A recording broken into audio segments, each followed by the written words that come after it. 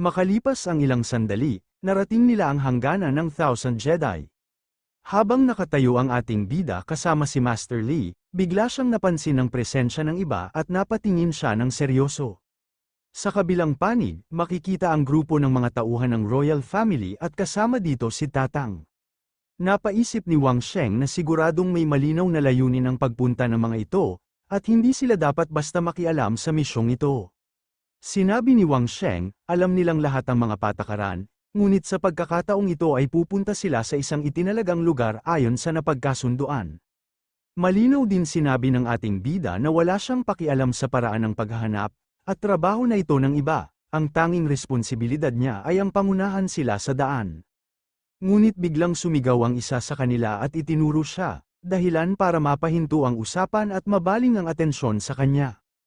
Nagbigay naman ng senadorya si Master Lee kay Wang Sheng, kaya agad naman niya itong napansin. Kaya sinabi na ng ating bida na maaari pa siyang magsama ng isa pang tauhan nila, at pagdating nila roon ay gagawin nito ang anumang kailangan. May kumpiyansang ngumiti si Wang Sheng habang itinataas ang isang daliri, at sinabi niyang sigurado siyang hindi sila magrereklamo na may isa pang kasamahan mula sa kanilang panig. Nagtanong ang isa sa kanila kung ano ang mangyayari kung may panganib silang mahaharap sa daan. Sumagot si Wang Sheng ng kalmado na kung may mga katanungan sila habang naglalakbay, maaari nila itong itanong gabi-gabi at sasagutin niya ang mga ito, sa ganitong paraan, matututo sila hanggang umabot sa antas ng kanyang kaalaman. Ngunit nilinaw din ng ating bida na kapag may biglaang panganib, hindi niya ito matutulungan gamit ang kanyang pagtuturo, kailangan nilang harapin gamit ang sarili nilang kakayahan. Napaisip naman ang isa sa mga tauhan at napagtanto na parang ganoon din ang magiging sitwasyon nila. Kasabay nun, nagyaya na ang ating bida na umalis ng araw sila. Sa pagkakataong ito, dahil may pahintulot ng Royal Family, dumaan sila sa isang tuwid at mas ligtas na ruta. At sa tuwing may makakasalubong silang malalaking hayop sa daan, agad nila itong nalalampasan o napapatumba, kaya nakarating sila sa kanilang destinasyon nang walang anumang problema. Tumingin sa paligid ang ating bida at kalmadong sinabi na tila narating na nila ang kanilang pupuntahan. Nagulat naman ang mga kasama niya at nagtanong kung doon na nga ba yun. Sa harap nila ay isang tila ordinaryong lugar sa kagubatan, tahimik, napapalibutan ng mga bato at puno, ngunit may kakaibang pakiramdam na parang may lihim na nakatago rito. Napansin ni Wang Sheng ang paligid at sinabi niyang hindi niya alam kung ano talaga ang hinahanap ng mga ito, pero malinaw na may tumira na roon noon. Tinuro pa niya ang isang sirang pader na halatang matagal nang napabayaan at unti-unting gumuho sa paglipas ng panahon. Pagkatapos, ipinakita niya ang isang balon na matagal nang natabunan at hindi na ginagamit. Napagtanto niya na ang lugar na yun ay malamang dating kinaroroonan ng isang sekta. Dahil dito, nagkatinginan si Master Lee at isang lalaki na si Mu Chen. Sinabi ni Master Lee na sumuko na si Mu Chen, dahil ang bagay na ito ay hindi kailanman magiging bahagi ng isang lone wolf, katulad ni Wang Sheng. Dagdag pa niya, wala siyang pakialam kung isugal man ito ang sariling buhay, para sa kanya, malinaw na ang taong yon ay malayang nakakapasok at nakakalabas sa lupain ng Thousand Jedi, isang bagay na hindi dapat binabalewala. Dinuro ni Mu Chen ang ating bida at sinabi na kailangan siyang sumama sa kanila sa paghahanap, dahil makakabuti ito sa kanya, at tila may pagbabanta pa kung tatanggi siya. Ngunit kalmado lamang na sumagot ang ating bida, sinabi niyang kaya niyang gabayan ang mga ito ng ligtas papunta roon, at kung sasama siya, walang sinuman, kahit ang tinutukoy nilang halimaw, ang makakapigil sa kanya. Sa huli, may kumpiyansang tinanong pa niya kung naniniwala ba sila o hindi. Sa sobrang galit, nagbitaw ng mura si Mu Chen at akmang kikilos na sana ito laban sa ating bida. Ngunit bigla itong pinigilan ng ating bida at mariing sinabi na huwag gagalaw.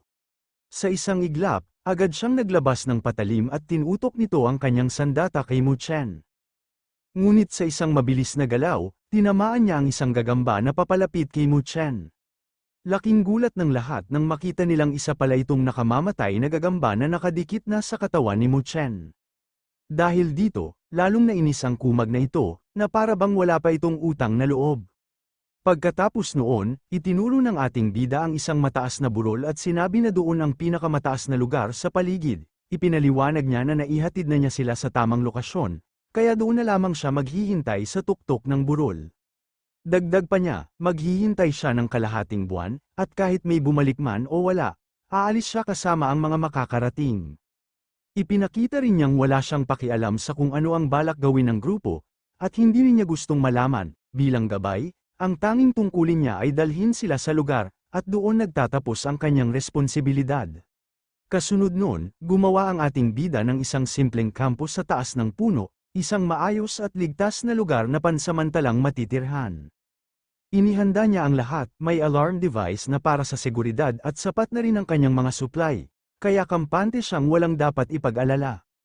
Habang nakaupo at nag-iisip, naalala niya ang sinabi ng matanda at napagtanto niyang tama ito, kailangan na niyang pag-isipan ng mabuti ang kanyang sitwasyon.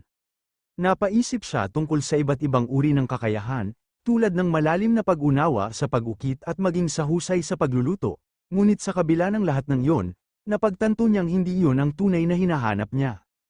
Pagkatapos ipinikit na ni Wang Sheng ang kanyang mga mata upang magsanay habang naghihintay ito ng kalahating buwan. Kinabukasan, minulat na ng ating bida ang kanyang mga mata, at makikita dito na nag-breakthrough na naman siya. Pagkatapos magmuni-muni, napagtanto ng ating bida ang isang mahalagang bagay, isa siyang mandirigma, at iyon ang tunay niyang landas. Hindi niya kailangang maligaw sa iba pang kakayahan, sapat na ang matuto ng ilang dagdag na teknik para suportahan ang kanyang lakas. Dito niya naunawaan ang konsepto ng LAM, isang estado ng matatag na katawan at isipan, ibig sabihin nito ay ang kakayahang manatiling kalmado kahit sa harap ng panganib, at hindi matinag ng anumang sitwasyon. Sa laban, ang paggamit ng LAM ay hindi lang pisikal, kaya rin itong guluhin ang isip ng kalaban at pahinain ang kanilang loob. At sa wakas, doon niya tunay na naintindihan ang kahulugan nito, isang antas ng kontrol sa sarili na ngayon pa lang niya lubos na nauunawaan. Makalipas ang kalahating buwan, tahimik na nakaupo ang ating bida habang pinagmamasdan ang paligid, bigla niyang naramdaman na may paparating. Hindi nagtagal, dumating si Mu Chen at agad siyang hinawakan ito sa damit, at galit na galit ito at sinisi ang ating bida sa nangyari, ayon sa kanya, kung sumama lang sana ito noon, hindi sana namatay ang dalawang kasama nila.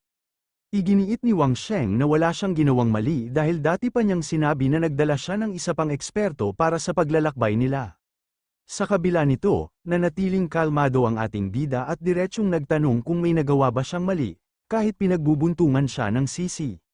Nagulat si Master Li nang makita ang pagbabago kay Wang Sheng. Napansin niyang sa loob lamang ng ilang araw ay tunay na naintindihan nito ang kanyang tinuturo. Napabuntong hininga si Master Li at ipinaliwanag niya na walang kasalanan si Wang Sheng at galit lang si Mu Chen dahil sa pagkawala ng kanyang mga tauhan. Pinuri niya ang talento ni Wang Sheng at kinilala ang bilis nitong matuto. Sa huli, nagdesisyon si Master Li na hindi na maghintay pa at agad silang maglalakbay. Maya-maya, nagpahinga muna sila saglit, sinabihan ni Master Li si Mu Chen na kung siya ang masusunod, tapusin na lang nila ang paglalakbay ng maayos at tapat para makabalik ang lahat ng ligtas at maiwasan ang pag-aaway sa grupo. Dahil dito, napatahimik naman ang tatlo sa kanilang narinig. Dagdag pa ni Master Li, walang sino man ang mabubuhay ng walang tiwala, kaya hindi dapat sirain ang napagkasunduan at hindi rin kailangang maghanap pa ng gulo, hindi rin nila kailangang pumatay ng iba dahil wala namang pakialam ang mga pamilya ng iba sa kanilang mga sikreto, kaya mas mabuting gumawa na lang sila ng mabuti. Pagkatapos ay tinanong niya si Wang Sheng kung ano ang masasabi nito. Sumagot naman ang bida ng kalmado at sinabi na sang-ayon siya sa sinabi ni Master Li. Humingi ng paumanhin si Master Li sa bida, sinabing hindi tama na ibunton sa kanya ang galit ng iba at nilinaw na hindi kailanman nais ng kanilang royal family na maging kaaway siya. Dagdag pa niya, kung may magtanong tungkol sa nangyaring paglalakbay, maaari nitong sabihin ang totoo. Sandaling nanahimik ang bida habang nag-iisip, saka nagtanong, sinabi niya na alanganin ang kalagayan ng royal family at tinanong kung hindi ba nila naiisip na baguhin ito. Nagtaka si Master Li at tinanong kung paano nila ito babaguhin. Ngumiti si Wang Sheng at nagbigay ng ideya, iminungkahi niya na ipaubaya ng emperador ang kapangyarihan sa mga prinsipe. Pagkatapos, tumalikod sila at isa-isa niyang ipinaliwanag ang plano kung paano ito gagawin. Habang nakikinig, unti-unting naunawaan ni Master Li ang kanyang sinasabi at sumang-ayon dito. Ipinaliwanag pa ng bida na kahit hindi nito agad mapapalakas ang impluwensya ng royal family, makakatulong naman ito upang makontrol ang ibang maharlikang pamilya, dagdag pa niya, makakabuti rin ito sa kanyang mga susunod na hakbang. Nagpasalamat si Master Li kay Wang Sheng, sinabi niya na wala siyang maibibigay na gantimpala sa ngayon, kaya utang na loob at pasasalamat na lamang ang may-aalay niya para sa mga itinuro at naitulong nito. Ngunit sa hindi inaasahang pangyayari, bigla na lamang gumalaw si Master Li at walang pag-aatubiling pinugutan ng ulo si Mu Chen. Nagulat ang ating bida sa biglaang kilos ni Master Li. Ipinaliwanag ni Master Li na may nagtangkang pumatay sa kanya, kaya handa siyang patayin ng taong yun para sa kanya. Dagdag pa niya, kapag pumunta si Wang Sheng sa kabisera sa hinaharap, malugod siyang tatanggapin ng emperador. Sa kabila nito, ngumiti na lamang ang bida at sumang-ayon. Sa isip niya, iniisip niya kung anong klaseng gantimpala ang ibinibigay ng mga miyembro ng maharlikang pamilya sa mga pinuno. Maya-maya, nagpaalam na ang grupo at naunang umalis, habang tahimik silang pinagmamasdan ng bida. Sinabi ng isang lalaki kay Master Li kung ano ang dapat nilang sabihin sa commander at kung ano ang nais nito. Sumagot si Master Li na bumalik sila at sabihin ang buong katotohanan, at huwag magtago ng kahit ano. Pinagmadali niya silang bumalik sa palasyo at binanggit na habang nagpapahinga sila, napapalibutan sila ng maraming makamandag na insekto. Dagdag pa niya, kung patuloy itong magiging problema para sa kay Wang, baka doon na rin silang lahat tuluyang mapahamak. Napagtanto ni Master Li, na may patibong na nakahanda na si Wang Sheng sa kanila, kaya mas mabuting kumilos na siya kaagad para hindi na maging huli ang lahat, dahil dito, nagulat ang lalaki sa kanyang nalaman. Bumalik sa ating bida, habang hawak nito ang isang makamandag na gagamba. Pinuri niya ang mga ito dahil napakagaling nga raw ng mga ito. Napaisip si Wang Sheng at napagtanto niya ang kakaibang kakayahan ng salitang Jin, kapag ginagamit niya ito sa mga hayop, nagiging malapit ang mga ito sa kanya at nakokontrol niya din ang mga ito, ngunit kapag ginamit naman sa tao, nagdudulot ito ng matinding galit. Dahil dito, naisip niyang kung sasabihin niya ang Jin sa mga gwardya, agad na mag-aaway ang mga lasong insekto at magpapatayan ang mga ito. Sa nakalipas na 2 buwan, pumasok din ang Triumph Palace sa Thousand Jedi sa parehong kondisyon, ngunit kabaligtaran ang direksyong tinahak nila kumpara sa maharlikang pamilya. Simula noon, nagunahan ang iba't ibang angkan na lumapit kay Wang Sheng, hinihiling na samahan niya ang kanilang mga pamilya na makapasok sa lupain ng Thousand Jedi kahit isang beses lamang. Makalipas ang 2 buwan, sa mansyon ni Wang Sheng, tinawag siya ng isang dalaga at sinabing may gustong makipagkita sa kanya. Ngunit agad itong tinanggihan ni Wang Sheng at sinabing matagal na niyang ipinag-utos na wala siyang kakausapin. Dagdag pa niya, nakakainis at paulit-ulit ang malalaking angkan, na parang mga linta na hindi maalis-alis. Ngunit sa hindi inaasaang pagkakataon, bigla na lamang nanlaki ang mga mata ng pogi nating bida nang makita niya ulit ang kanyang minamahal. Sinabi ni Song Yan habang nakangiti na matagal na silang hindi nagkita at tila tinutokso si Wang Sheng, na parabang itinuring na siyang parang linta sa kanya. Dagdag pa niya, hinangaan niya si Lone Wolf at sinabi kung gaano ito kagaling. Sa kabilang banda, humingi ng paumanhin ang ating bida at magalang na pinapasok si Song Yan sa loob. Pagpasok nila sa loob, kaagad naman umupo si Song Yan, at agad siyang binigyan ng tsaa ng babae, masaya naman itong tinanggap ni Song Yan. Nagtanong si Wang Sheng kung hindi pa siya umaabot sa ika-6 na antas. Ngunit masayang sumagot si Song Yan na hindi pa. Tinanong pa ng ating bida kung hindi pa naman siya umaabot sa ika-6 na antas, bakit nga raw sila pumunta dito. Ngunit sa halip na seryosong sagot, bigla na lang umarte si Song Yan na parang umiiyak, at pabirong sinabing kung gusto ba nitong magpasimula ng kaguluhan o tuluyan ng sumuko para sa kanilang relasyon, na siyang ikinagulat ng ating bida kaya napabuga siya ng iniinom niyang tsaa. Sinabi ni Wang Sheng na sayang at hindi raw ito nabigyan ng Queen Acting Award dahil sa husay nitong umarte. Sumagot naman si Song Yan at pabirong nagtanong kung anong Reyna ang tinutukoy nito, dahil matagal na silang hindi nagkikita. Dagdag pa niya, kung hindi ba siya pwedeng pagbigyan kahit sandali, sabay biro na baka mahilig lang si Wang Sheng sa mahahaba niyang binti.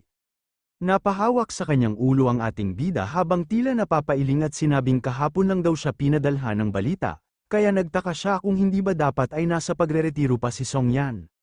Dagdag pa niya, tila hindi na makapaghintay ang mga magulang nito na paalisan siya sa lugar na iyon.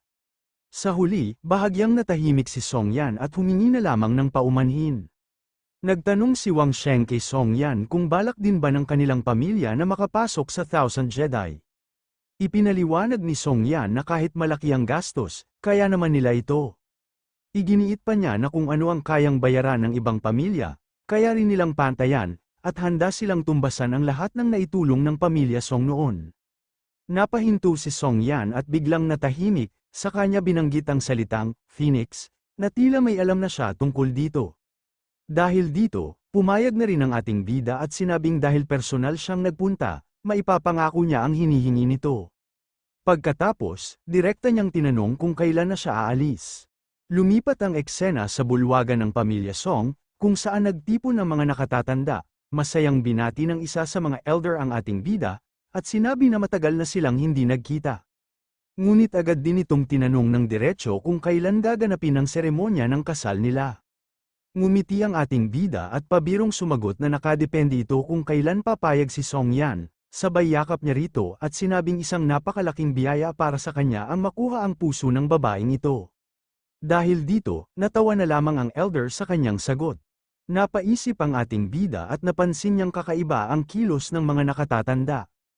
Naisip niya na tila marami sa kanila ang may balak laban kay Song Yan, at malinaw na ang alitan ay hindi pa tapos, ito ay laban pa rin ng mga taong buhay at patuloy na humihinga. Pagkatapos nito, napansin ni Wang Sheng na tila sinasadya ng pamilya Song na patagalin ang mga pangyayari. Pagpasok niya sa silid, nakita niya ang paghahanda, mga puting kumot at pulang kandila, na tila para na sa isang kasal. Dahil dito, pabirong sinabi niya na kulang na lang ay ang mismong gabi ng kasal para maging ganap ang lahat. Bigla namang dumating si Song Yan at ipinaliwanag na inutusan siya ng mga nakatatanda na magdala ng ilang tao, at kusa na rin siyang tumulong para rito, na may kasama pang dagdag na pabor. Dahil dito, nahiya siya sa naging reaksyon ng kanyang minamahal. Nagpatuloy ang usapan nang sabihin ni Song Yan na sasama rin siya kasama si Uncle Yu sa pagpasok sa Thousand Jedi. Bahagyang namula si Song Yan habang nakatingin sa ating bida, na parang may ibang ibig ipahiwatig. Saglit namang nag-isip ang ating bida, saka sumang-ayon na wala naman siyang problema rito. Pagkatapos, mas lumapit si Song Yan at mahinhin ngunit mapang-akit na sinabi na dapat silang pumasok ng magkasama, ayon sa kanya, para maipakita nila sa iba na hindi sila mapaghihiwalay. Sa huli, may ngiti sa labi ni Song Yan habang tila may pinaplano pa siyang susunod na hakbang. Kasabay nun, seryosong nagsalita si Song Yan. Maingat niyang tinanong ang ating bida kung maaari ba nitong sundin ang kanyang utos kapag nakapasok na sila sa Thousand Jedi. Nagulat ang ating bida at agad na nagtanong kung sigurado ba siya na kaya niyang kontrolin ang mga nakatatanda.